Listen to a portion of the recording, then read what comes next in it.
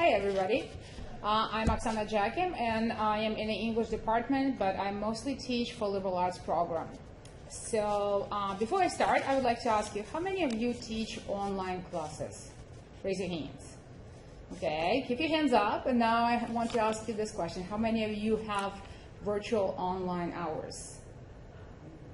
Okay, keep your hands up, and how many of you have them in the evening? Awesome. Thank you. The two. I am the third one. All right. So what I wanted to talk to you today about was virtual online hours. And this is my first semester teaching fully online liberal arts 401, which has 19 students. And in the past, I've taught for ITT Tech, and I've also done blended on many occasions with liberal arts students here since 2009. Anyhow, when I started teaching this class, I approached Tracy Russo and I said, I would like to do something like virtual online hours. And she said, yeah, we have a really good platform. I said, well, I'm thinking about Skype. And she said, well, you know, Skype is really a good idea, but really we don't have privacy and everything belongs to Skype after you post there. And I was like, oh, interesting. Anyway, so I said, okay, so virtual online hours is basically office hours going online. And she said, well, you know what, we have an excellent platform within the system, My Courses, that if you open it up, it's a Blackboard Collaborate, and it's going to look like this. So you can see here, you have an option of writing, doodling everything on the page. You have an option of chatting, the bottom box. You have an option of audio and video talk. And I was like, oh, this is so exciting. And I was like, I remember our old My Courses, and I was like, can I do something else in the meantime while this is going on? And this is a standalone platform, takes about 10-15 minutes to download, but it does work. So, of course, you know, guided by the ID team, instructional development, it was suggested that I have office hours in My Courses set up at a given time, which I did. I scheduled it from 8 to 9 p.m. on Wednesday night. Sorry, from 10 to 9 p.m. on Wednesday night. And I understand Wednesday night may not be palatable for everybody, but my experience teaching for ITT Tech and seeing what University of Phoenix, Arizona asks from the instructors, devoting 4 hours of online office hours at night, because that covers Eastern time / Pacific time, I was like, I've got to try this.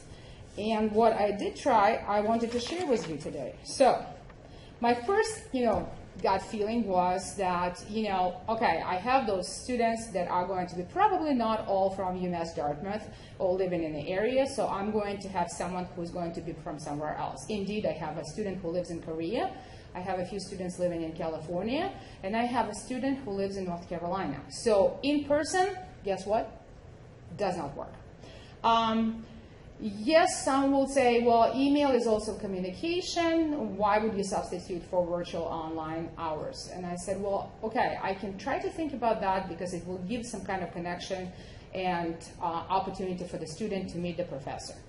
I also thought about this as, doing a little bit of research, that student-instructor interaction is really important. And I was like, okay, is it going to be a time when students are going to be interacting with each other? So that was kind of like my premise. I also am thinking in terms of collaboration. I do not have any group project, but we're working on research project, and sometimes just kind of like exchanging ideas and some things that come out would probably be a possibility. And of course, we always are concerned, is that going to boost the grades? And some research shows that sometimes grades may not necessarily be improving. However, student satisfaction with online courses is really the key. And of course, at our university, we are now offering a lot of online classes, and I think we're also concerned with retention. So I thought that all those factors are going to play in. So that was my theory, or at least I was basing it on theory. This is what happened in practice. So I had 10 weeks. I had 9 office hours in those 10 weeks, and there is a 19-student class. One office hour, unfortunately, I had to cancel pretty much last minute. Within about an hour, sending them an email saying I cannot make it. I was at a lecture, and there was no way for me to come home at 9 o'clock on Wednesday night. All 9 of those office hours were attended. And I know that from the instructors, that's the biggest concern. Oh, who's going to be attending those hours? I can tell you, all 9 nights, I had the privilege of having a student company between 9 and 10.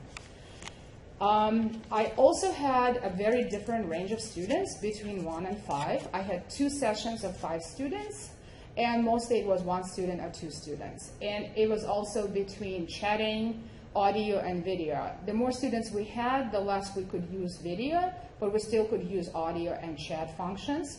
And also in 2 of those sessions, I had a student who is hearing impaired, also was using the same time as everybody else. And one time I was actually talking, so one of the students was typing for the hearing impaired student, and another time students were talking, so I was typing for the student, so she was not missing out on what was going on.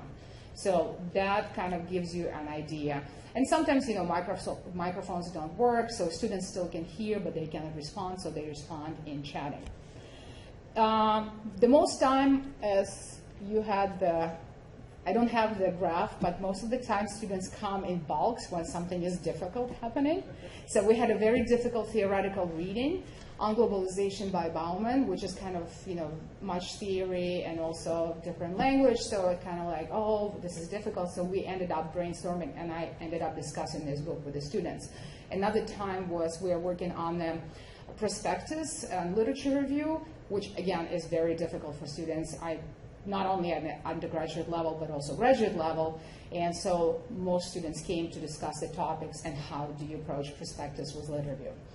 And I had 3 sessions that lasted actually till 10:30. And I was like, okay, I'm almost ready to leave. But students kept talking to themselves. And it was all about academics. So I was like, okay, I'll just hang around.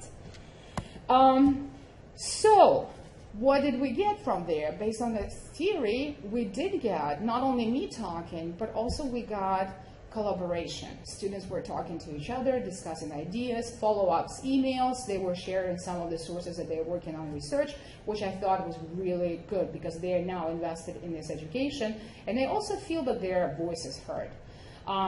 We did have some questions and clarifications, but that was around that difficult text, and that spurred further discussion that they brought actually on a discussion forum and continued talking about that. And also it triggered some share of other sources outside from the reading materials.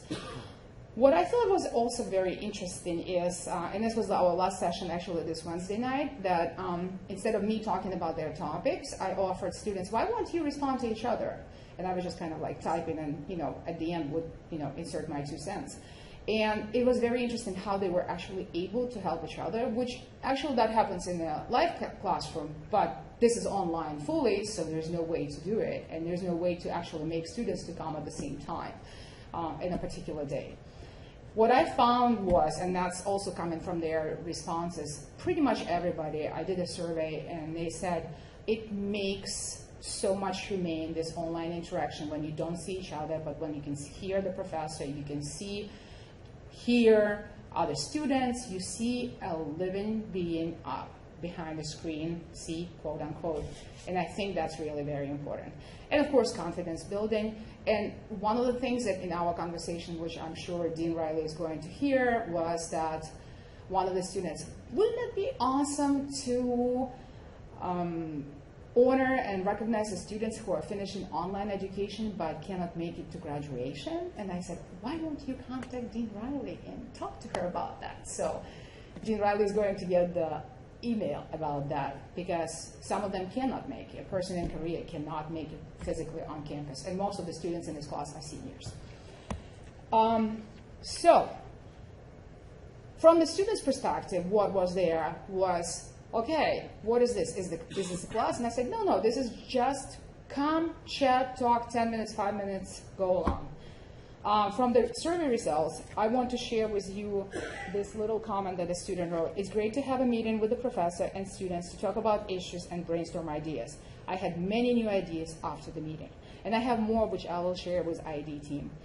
And of course, we can use different platforms, but I think Blackboard Collaborate already built in the system is perfect opportunity. And students come for different reasons, but mostly meet with the professor, talk to other students, and talk about the class. That's what it is. And overall, it's a great positive experience for everybody, including me. I'm learning as I go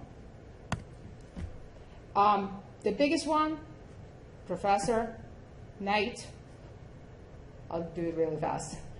I know it's hard, but my survey results showed that students want 5 to 7, 7 to 10. They do not want anything in the morning, anything in the daytime. Consistency, I plan ahead. I have actually scheduled meetings throughout the semester. All they need to do is go into the system on my courses, click on the link, and sometimes I send the reminder saying, hey, don't forget, we have Wednesday night online virtual hours, and they come. And sometimes it takes, where the system is set up, you can actually send a link from the outside, and they have a very easy access. I learned also important thing that you need to do the recording so students can go back and have a look at what was said at that time. And the rest, trust technology, the ID team, we have great people who are helping, and trust yourself. That's the best way of learning and teaching. Thank you.